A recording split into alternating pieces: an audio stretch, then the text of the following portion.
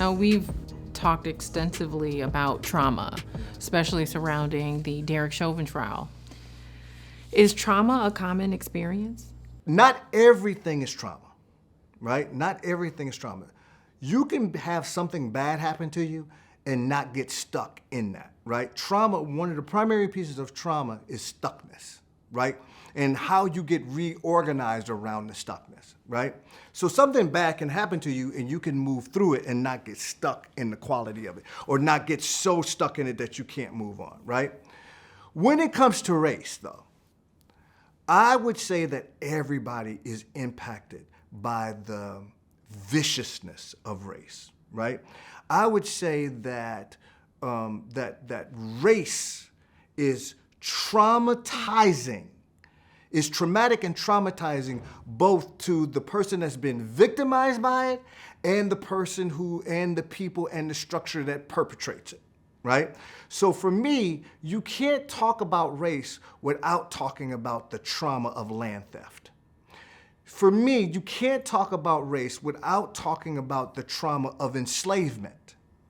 For me, you can't talk about race without talking about the trauma of colonialism and imperialism, right?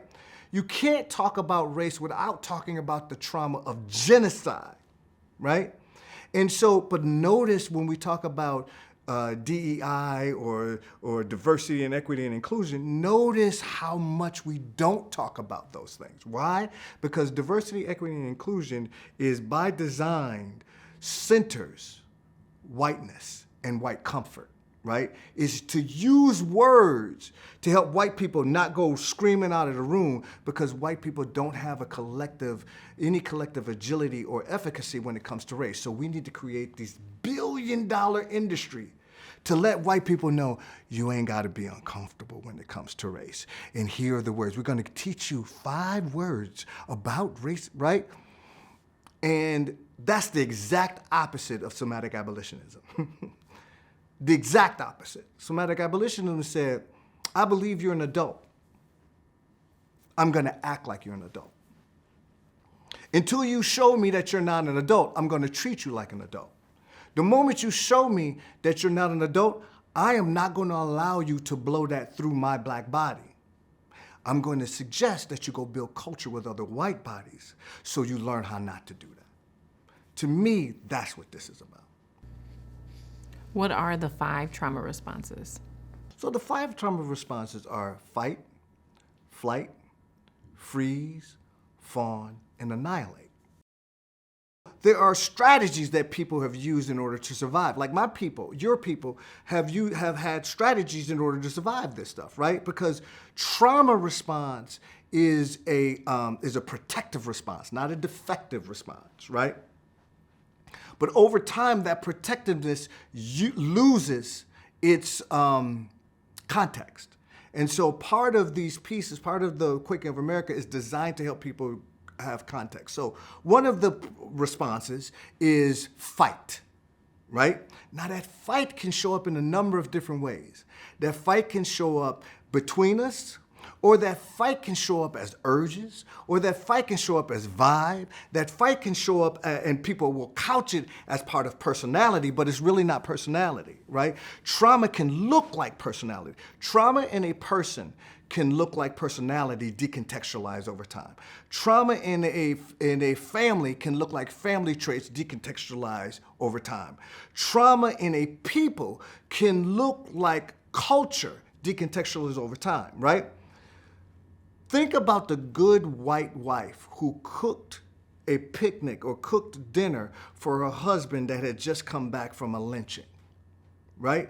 Over time, that piece, that way that they dealt with that can look like culture over time, but it never got addressed, right?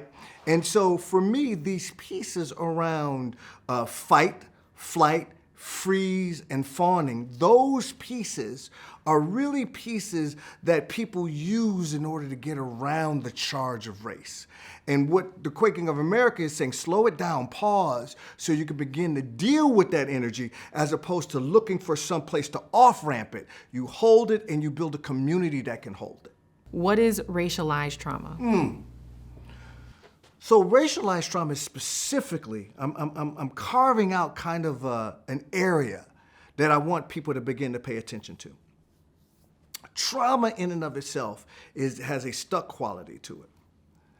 But if you just talk about racism as trauma, what people will do is genuflect to the brain, right?